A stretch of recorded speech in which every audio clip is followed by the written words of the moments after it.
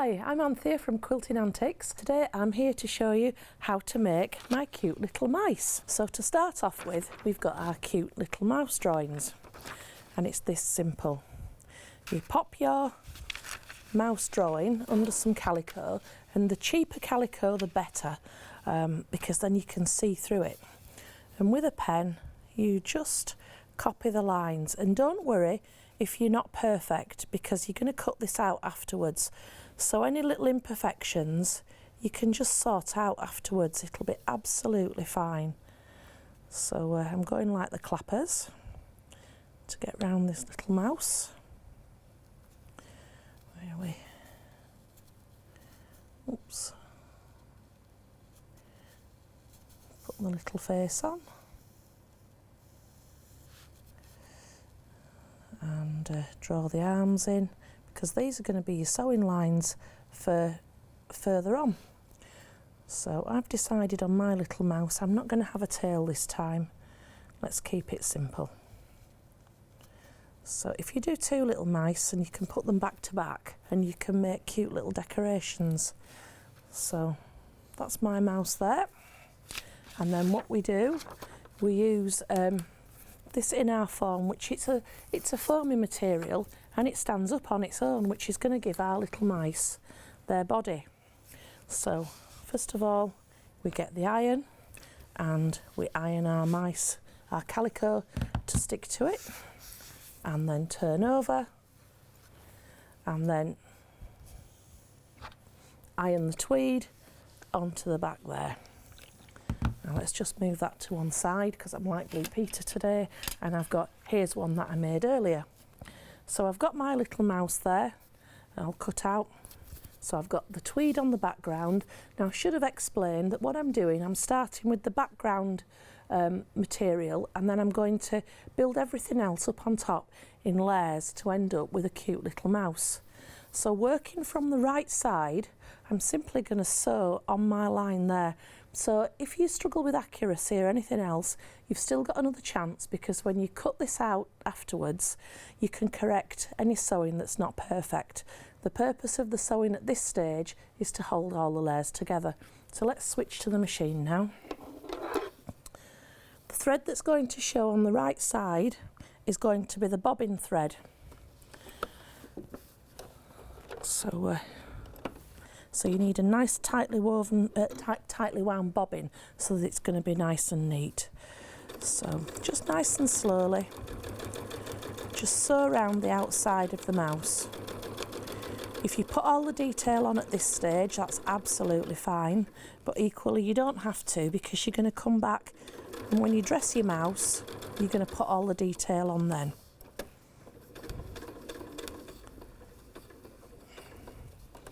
And I've decided I'm going to change my mice slightly from the original design, and I'm going to put blindfolds on, and we're going to have 3 blind mice. So let's keep going round. Now the ears, I am going to put all the detail in now for the outer part of the ear. And you'll see why when I turn it over in a sec. Or in a minute when I get all the way around. These would make charming little decorations for your Christmas tree. If you hung ribbon on them, and as I say, do one in the mirror image, so that you can put 2 back to back. Or they'd make a mobile for a baby, if you're expecting an addition to the family.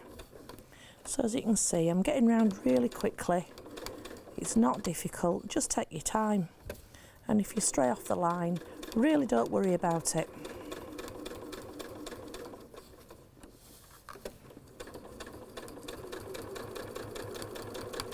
So around we go.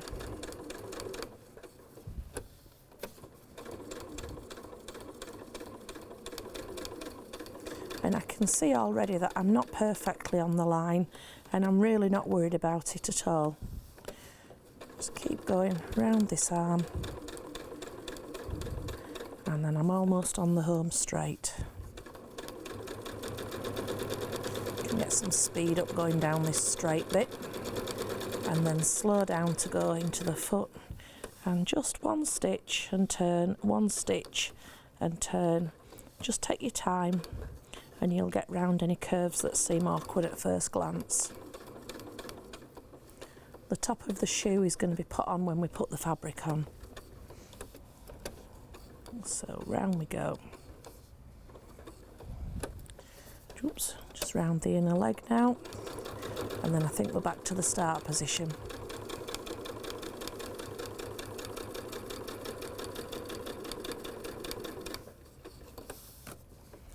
Here we are. Now you could tie the thread off nicely, but today I'm just going to cut it off. And this is what we've done so far. That's sewing from the wrong side. That's what I've been looking at. But on the other side, if I flip it over, can you see? We've got a nice mousy image there that's appeared on the other side. So now what you do, get your scissors and we'll cut it out. I find it easier to cut out from this side.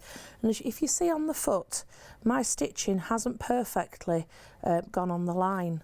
But what I'm going to do is I'm going to still use the drawing line to cut round, and nobody will know, oops, let's turn it the right way around. When I've finished, nobody's going to know that I didn't hit the line. I'll do that when I get back round to the other side. So as I'm cutting out, the mouse is now just a little bit bigger than the drawn image, because I'm cutting as close to the stitching as I can, but you can't help but just add a fraction. So again, if your stitching's on the inside of the line, it really isn't going to matter, because the purpose of stitching round is to hold your layers together. So you can see it grows really quickly. It'd be a great project with this for doing with children, because they're following a line, so it's a bit like colouring in really. Well, you know, drawing on the line, should I say. So a great project to do on rainy days.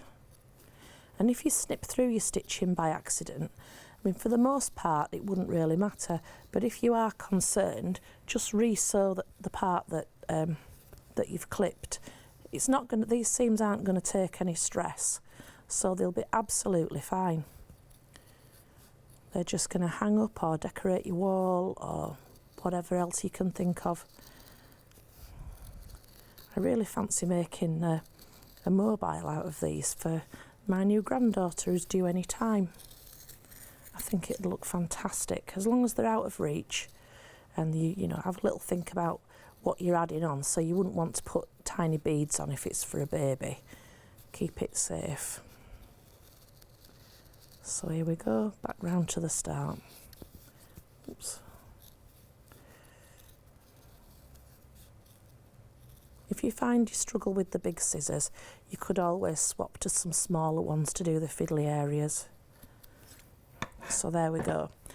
I've cut him out. Oops. Let's get rid of that thread. Cut him out close to the line. Now when I turn him round, just have a little look and see whether I think he's okay. And actually, that's not too bad at all.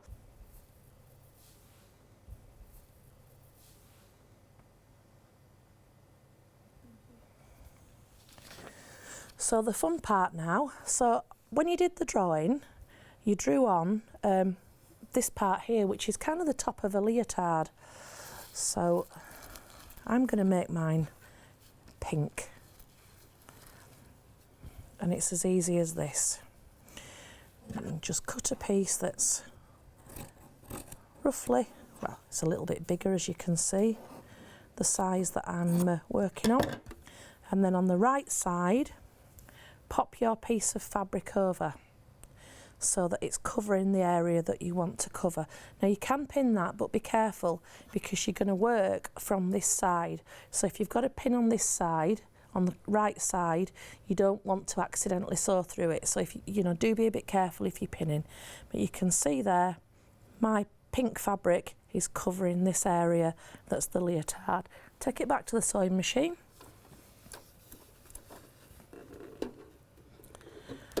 And this time, all I'm going to sew around is the part of the leotard at the top. And again, if you're not 100% accurate, really don't worry about it.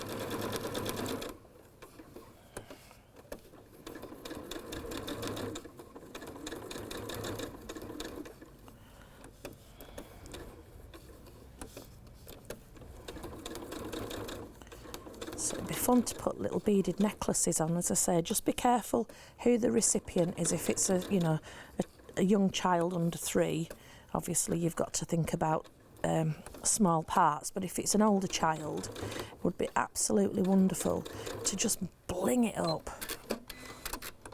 Right, so here we are now. Let me come around the side of the sewing machine. So I've stitched that pink part on there, and I'm going to switch to some small scissors this time, just because it'll be a little bit easier to get in. And all I'm going to do is, my scissors are going between those 2 layers, and I'm going to clip this pink fabric back to my sewing. Doesn't get any easier than this. So there's no messing about cutting tiny pieces of fabric to correct shapes. You just cut up to your sewing. So if you've made any mistakes going round that you're not happy about, just clip the leotard so that it's the right shape, and disregard the sewn line. You know, you can correct it as you go. Just be careful you don't chop its arm off as you go past. That wouldn't be a good look. A little bit fiddly, just going around the shoulders and the arms. And if you do chop an arm off, you can always pretend it's behind her back.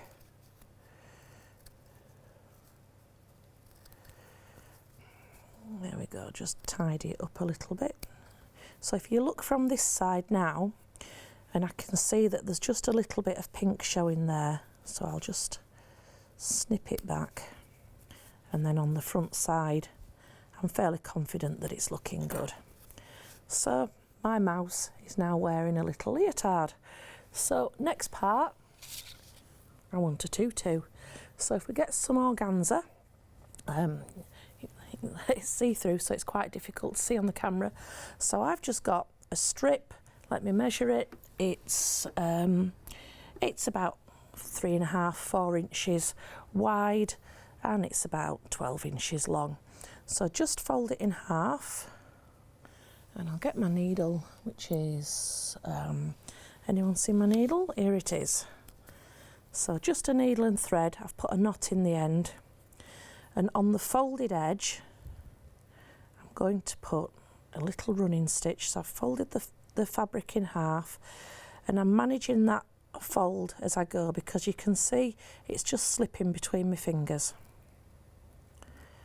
So I'm managing it as I go, straightening it up on the bottom edge. It's not difficult. I'm making it sound more difficult than it actually is.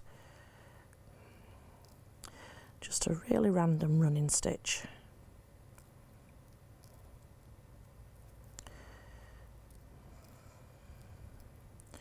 Just talk among yourselves while I get to the end.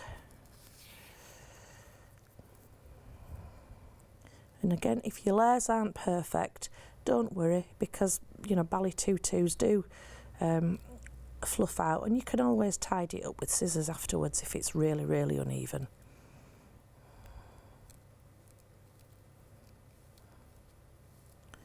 So I'm nearly at the end now. Let's pull my thread through. Now you could even tack on the machine if you want, but as you can see, it's not really been difficult to do it by hand. And this frill is going to go along the bottom edge, so I'm gathering it up till it gets to the width that I want. So we'll turn it round, you might see better. Can you see the fabric is the width of the waist? I'll just finish that off, tie that off in a knot, and then it doesn't come undone. And once it's secured with a knot, I can ease out the gathers and make them a bit more even. And this top edge you can hide under some ribbon anyway, so again, it's one of those that you can make as many mistakes as you want. Great for young children because it's really not going to show. Just even out the gathers and then pop that across the bottom of the leotard. I'll just take it back to the sewing machine. I'm making a slightly longer stitch length, just to make life a bit easier stitching across, because I'm going to cover it with some ribbon as well. So on we go. This time I'm going to fasten my thread off, because if she gets played with, I don't want a dress to fall off. Where are we? That longer stitch length is really helping to climb over these gathers. And when I get to the other side, I'll end it off as well. This is going to be hidden, this sewing line, so don't worry. You know, if you're going backwards and forwards. Right, so there we go. And what we'll do now is find a little bit of ribbon, and that can just go over the skirt. So I'm going to turn the end under. I'll have the scissors and I'll snip it when I get to the end. Just put the ribbon on top. I've got my scissors here, which I'm going to use just to help me get this under the machine, and then I don't prick my fingers. And then I'm putting the needle in before I drop the foot, because that way I'm not going to end up accidentally going through my finger.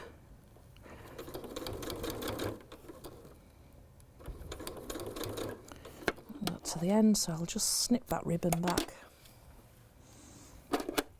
and very carefully turn the end of the ribbon under. I'm doing this now and not at the start, because if I'd done it at the start and then the ribbon moves and your efforts are all in vain. So by the end, you were fairly well there. That's it. Whoops. Chop that off. Let's have a little look, see what she's looking like. Let's get rid of these threads. Right, now then. So my dress is sticking up there, so I'm just going to trim that back. So again, making it easy for myself. And the ends here, I would probably use a matching thread normally, but I've got this one threaded, so I'm just going to use this thread. Let's go through a hand and get the end of the skirt and make it look like she's holding it. Oops.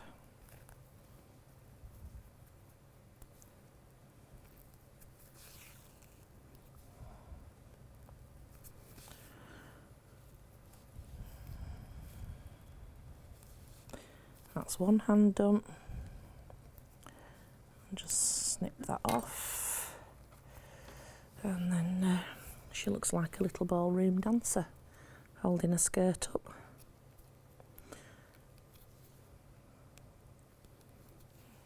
And the other one, let's pop it into the other hand. This one's fitting a bit nicer. And then because, so you've got, well, not because, you've got two options here. You could either just embroider a little face on with a few strands of embroidery thread. There we go, we've got a skirt on. But what I'm going to do, I'm going to put some black fabric on her face, and I'm going to have a little blind mouse for 3 blind mice. So let's see what we can do.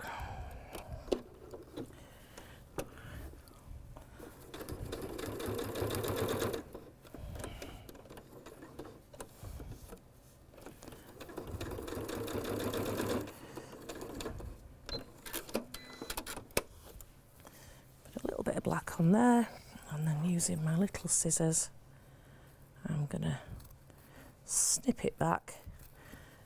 You could put some ribbon on, that would look great as well.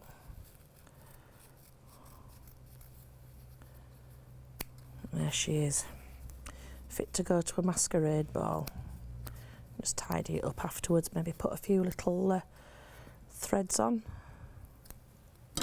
There we go, my first blind mouse. Thank you very much.